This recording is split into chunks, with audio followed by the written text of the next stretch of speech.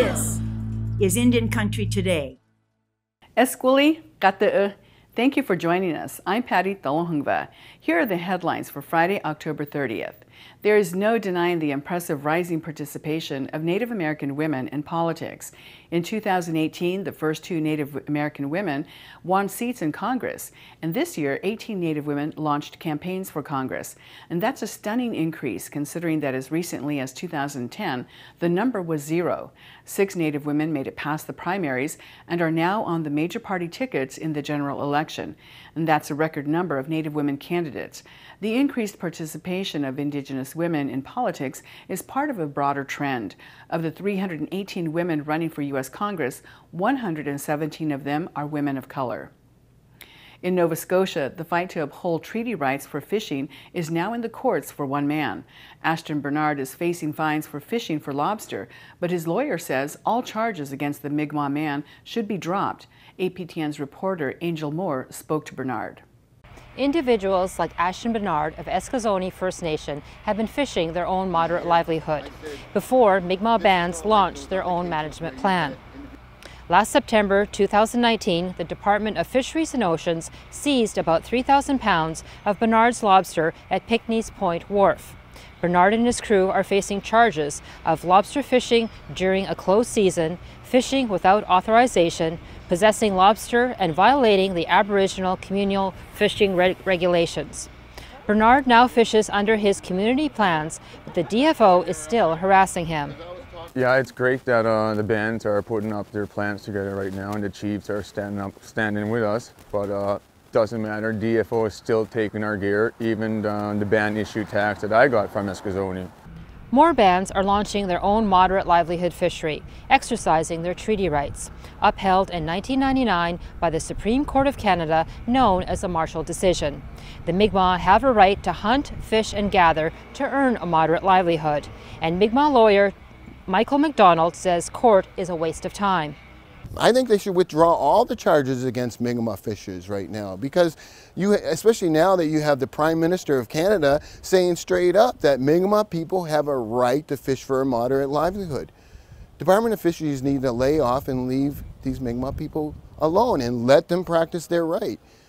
The charges against Bernard are stayed till December 1st, although negotiations between the DFO have fell through with the Assembly of Nova Scotia Mi'kmaq Chiefs. The Mi'kmaq will continue to exercise their treaty rights. The Seminoles' long fight for the return of their stolen ancestors is finally seeing results. The tribe has worked for decades to reclaim their ancestors who were stolen from burial sites across the state. This win is thanks to a new policy by the Smithsonian's National Museum of Natural History. The conflict stemmed from vague record-keeping as remains and artifacts were exhumed from burial grounds.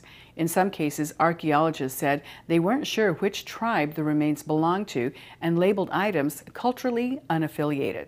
To celebrate, the tribe's Ahatatiki Museum shared a photo from when the tribal citizens made a push to Congress to change the policy. In the Seminole language, Ahatatiki means a place to learn and a place to remember. An increasing number of student organizations are calling for people to not dress up as Native Americans for Halloween. Western Carolina University's Native American Student Organization issued a statement on pride, culture, and Cherokee history. The university is on the land the Cherokee call home. What the student organization's plea adds to the nationwide conversations around cultural appropriation, especially on Halloween.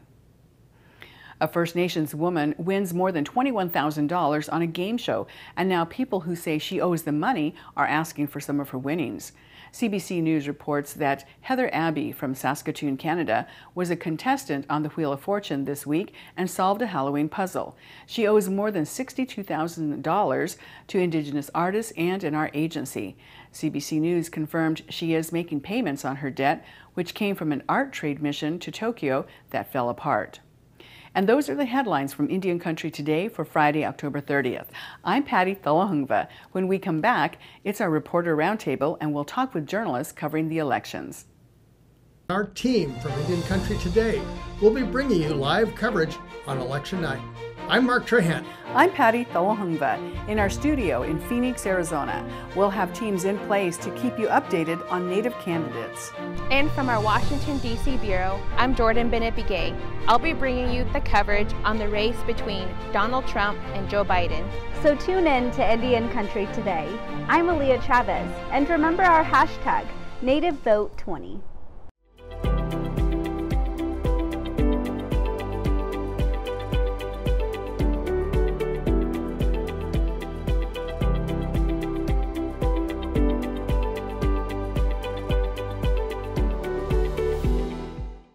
It's the Friday before the presidential election, and here to talk about not only the race between Donald Trump and Joe Biden, but races that have Native candidates running for office. We have a few journalists talking with us today to talk about election coverage. Dana Hedgpeth is a reporter at the Washington Post. Welcome, Dana. Thanks so much for having me, Patty. And Angel Ellis is a reporter for the Mvskoke News in Oklahoma. Welcome, Angel. Thank you for having me, Patty. Sure. Dana, let's start with the main event, the race for the White House and voter turnout. Early voting numbers are already surpassing totals from 2016, and we still have in-person voting on Tuesday. What are you hearing about the vote? It's really amazing so far, the number of people who have mailed in their ballots, dropped them off at various places in their community. It is getting pretty high, but still we have a few days in, and there's some folks who just, the mail at this point, they're saying don't mail it, drop it off, or go in person to a voting station. So it still could be close. And Arizona, where many folks are, is really hanging right in there as a swing state. So it'll be down to the wire, I think. Very interesting. I wouldn't take anything for granted at this point or assume anything. And so, counting these votes and then counting the votes after Election Day, do you expect, a lot of people are saying probably not, we won't have any results on election night when it comes to the presidential race, but, maybe up to 4 days after the race. Right. I think we'll all be sort of on pins and needles and biting our nails for that whole week. I don't think any of us will be able to get much other work done because it's not going to be instant. This is an election like no other for many reasons. COVID, just the logistics that COVID has put on all of our lives. Everyone's life is different. And then the turnout we're expecting to be unprecedented. So yes, it's not going to be like we're going to bed. I think we're all going to be checking our phones in the middle of the night, day to day. And I think one very good thing you pointed out before, Patty, is, calling it. I think a lot of the news organizations are probably going to scale back some because no one wants to be that. You want to be the first out of the boat, but you don't at the same time because it could really go neck and neck in some races, the presidential, the congressional, local races. It really could. It's tough for election officials to decide when to start counting. Every state, every local jurisdiction has different rules on when they can start counting the ballots. So hopeful Thursday, Friday, I would say, but I surely wouldn't gamble on when exactly we'll know. Well, it kind of goes back to the closeness of the race between Al Gore and George Bush, and how that was just for weeks, and it went to the Supreme Court, and all the back and forth on that. So, but it's different this time around. It's different with the social injustice rallies that have been going on, the marches and such. So how do you think that is going to turn out? Because there's been some people saying you just got to be prepared and watch out. And in, of course, the nation's capital, there could be a huge protest one way or the other, depending on how the election turns out and how close the election could be. That's right. It has been a time of just real civil unrest. This election is like no other, where elections have been close in the past because of the candidates or various issues at the time. The economy is always a big issue, people's jobs. But this time we have an added layer of the social injustice. And I think the nation's capital, we have certainly seen protests on large and small scales, but law enforcement, local leaders, civic groups, they're sort of prepared. Again, I would describe this as a mood of being on edge overall. People obviously want to be able to express their free speech and do it freely and in a safe way. So we're hopeful that folks, this is the greatest country in the world because in theory, people can go and vote freely and in their safety. But I do feel for public officials, election officials who have to not only deal with voting. We can't get close together. The lines are extra long. We're standing 6 feet apart. And then on top of that, this added unknown threats of security. I think everyone is very hopeful that that will calm. It's okay to protest and express yourself, but I don't think anyone is supporting any kind of violence or intimidation. There's been some stories that we've had about people feeling intimidated. How close is too close to a voting place to express yourself? It is a heated election on all levels like no other, and I think every city is feeling that, and especially here in the Washington area, I can tell you we are certainly feeling that. Well, that feeling is across the country, but one of the hallmarks of our democracy is that peaceful transition of power, that no matter how heated the election is, when the votes are in and the person is declared the winner, then that peaceful transition of power, and that goes even to Inauguration Day, where the outgoing president will be there and greet the incoming president. We've seen that time and time again. And so, this one is just been a very heated race and a very heated time in our country's history. And as you've mentioned, just unlike any other election that we've seen so far. So, and as you mentioned as well, we're going to be covering the stories and bringing you election results. And no, I don't think anyone wants to say anything until there's a definitive winner. And that also includes that call from the person who loses to the person who wins and saying, congratulations, for a good race, you won, I'm here to support you. So we'll see how that plays out. It was covering McCain's run for president a couple of years ago there, and watching, that election was over by 9 o'clock, Pacific time, and he did call out to Barack Obama and just said, "Thank you so much, great race, and now I'm here to support you." So that was an early race. I don't expect that to happen this time. I think it'll be all night, and as you mentioned, days afterwards. I'm reminded of a line from Michelle Obama's book, Becoming, where she says, it's not over till it's over. She never felt like it was actually over till they ended and we're standing on the Capitol steps and the actual transition of power. There is something very powerful in American history and American lore, and just that actual placing the hand on the Bible and taking that swearing oath. I wouldn't say that we're really through this in a safe and peaceful manner until we actually all see and witness that on our televisions and phone screens. There's many steps as we all cast our votes before this chapter is actually closed, and that transition of power is huge, and it'll be fascinating to see how it unfolds. Well, I think, again, looking at the history of our vote and the history of that transition of power and all the protocols that go into place when there is a transition from one president to the next.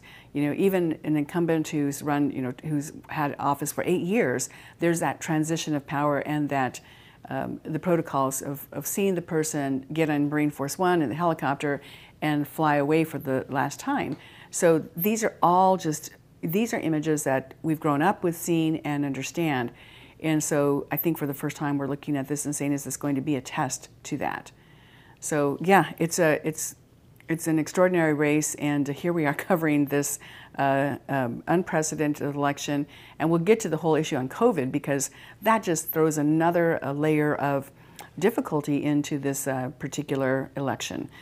Let's go to Oklahoma, and there, Angel, there are a number of Native Americans in Oklahoma running for office, including Tom Cole, who is seeking yet another term in Congress.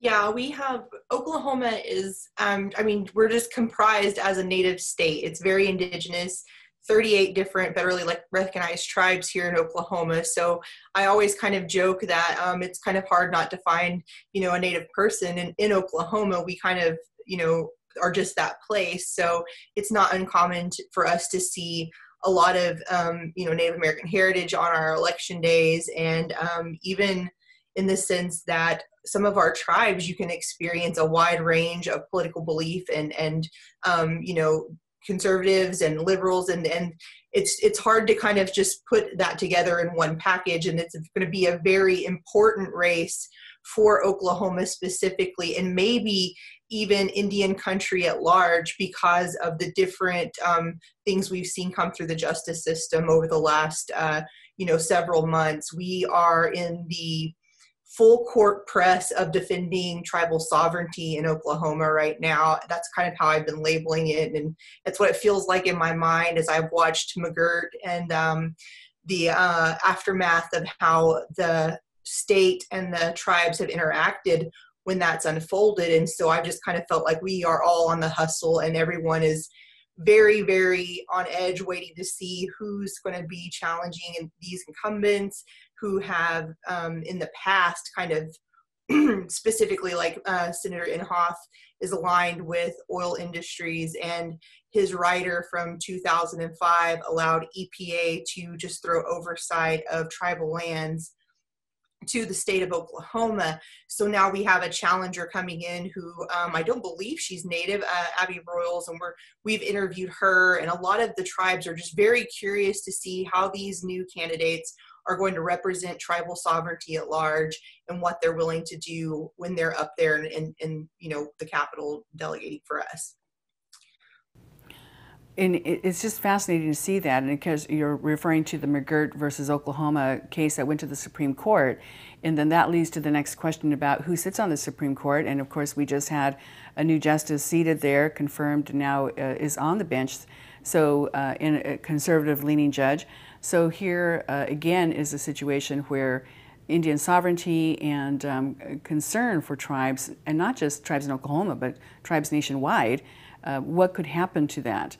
And the challenges that you mentioned against the EPA, you know, and the congressional district, congressional delegation asking for the EPA to just give the state regulations. So much going on there in Oklahoma. In Montana, it's another interesting state. Montana actually has a large representation of Native Americans serving in office and now running for election and re-election there. And so their state legislature really reflects the population of Natives in the state of Montana. What other races are you covering there, Angel? Really what we're kind of watching for is to see, we've been kind of looking at our state leaders and what they are asking of these candidates who are going to be going and representing us in Congress. That's kind of the main kind of focus right now. I know that like Kendra Horn has come out on the record saying that she supports tribal sovereignty and doesn't want to make any decisions, you know, without the tribal leaders coming to the table and having a voice in that. And that's what we're really focusing on for our kind of niche tribal outlet here is what we're covering. Our citizens are asking us to find out what these candidates think, how they want to make the decisions, because right now, within the last several days, the state governor, who also is a tribal citizen, we have a lot of representation of tribal citizenry in the offices and leadership positions. But what we're finding is those candidates don't always reflect in action what really supports sovereignty overall. So our state governor, who is a tribal citizen, has asked for Congress to take action, and we're looking, many of our citizens are afraid this means Public Law 280 for the state of Oklahoma, and that seemed to be one of the rumors that we heard very early on when McGirt was decided, and it has kind of, you know, created this atmosphere of confusion to have such a case, an opinion come down. But what we've seen since then is that all these tribes have enacted, you know, really important investments in making the system work. I think the Mvskoke Creek Nation alone has invested well over $2 million in law enforcement of their own budgets. This isn't grants coming from the federal government.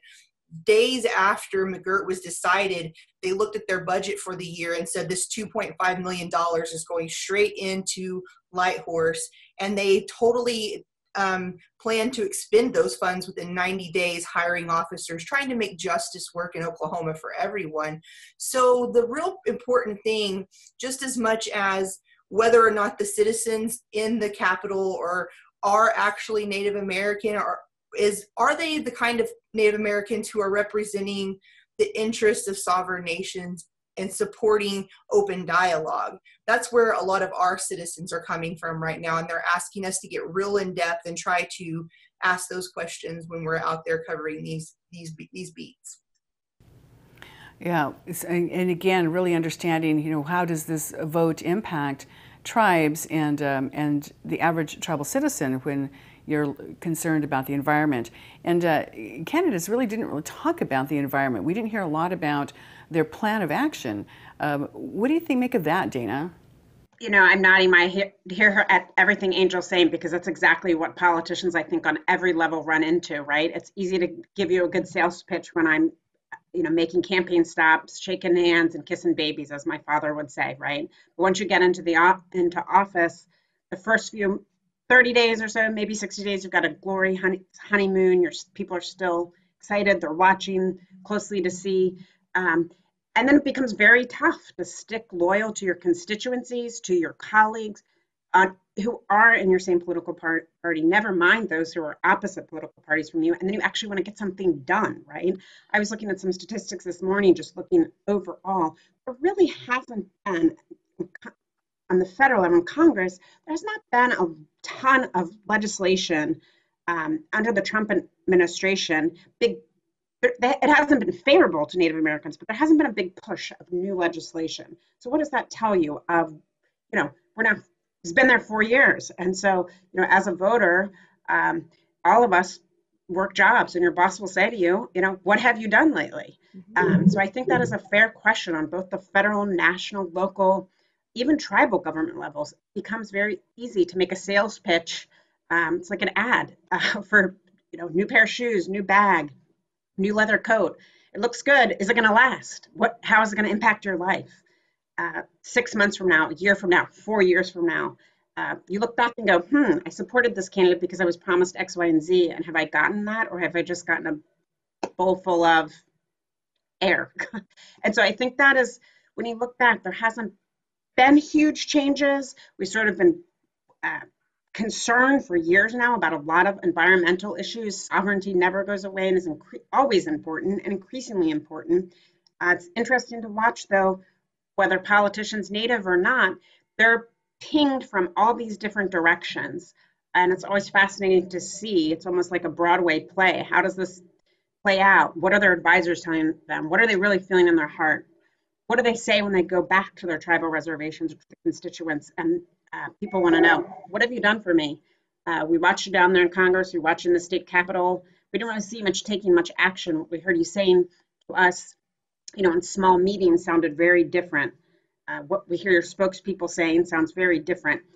It can create a lot of confusion. And I do feel that politicians are, they should be held accountable to really make a promise that you can keep. That sometimes that's incredibly hard to do. But that's what the fascinating thing is, to see, can you keep what you promised to Native people? Because I think, especially for Natives, we have a history of long broken promises. We all know that. We don't. And so, rightly so, Natives are skeptical when someone says, I promise I will do this. We have such a terrible long history of broken promises. And I think that's almost a flashpoint to people. They get very nervous about when they hear sovereignty might be in jeopardy, healthcare may be in jeopardy. Never before has healthcare been more important, whether you're young, old, working class. Everyone has never been so concerned about their health. Absolutely. I think that the Affordable Care Act, is depending on if Trump is reelected, that's in real danger, depending on how the Senate races turn out as well. But because the Indian Health Care Improvement Act is wrapped up into the Affordable Care Act, whereas when you're looking to replace that, where's the conversation on funding the Indian Health Care Improvement Act? Have any of the candidates there in Oklahoma talked about that, Angel?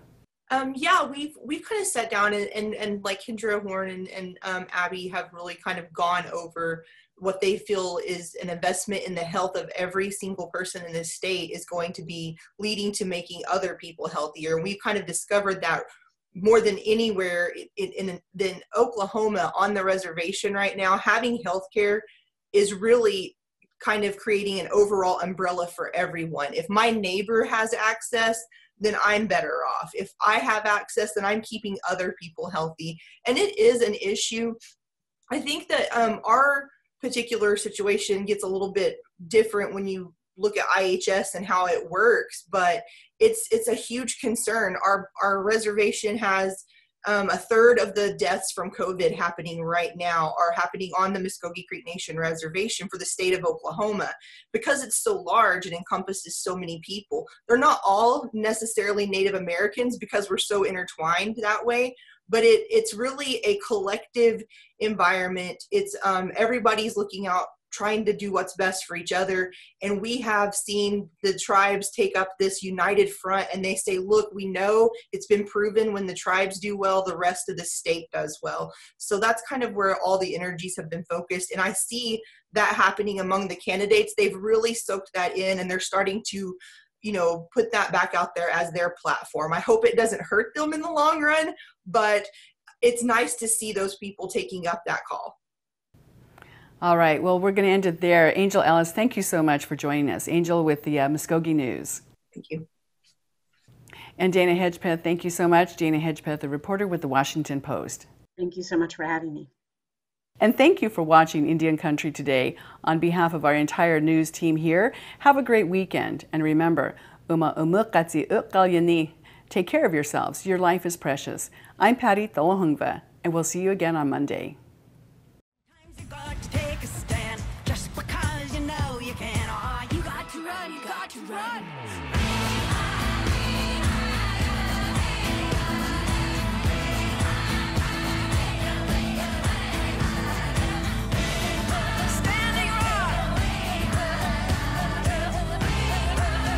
Indian Country Today is recorded at the Phoenix Indian School Visitor Center in Phoenix, Arizona.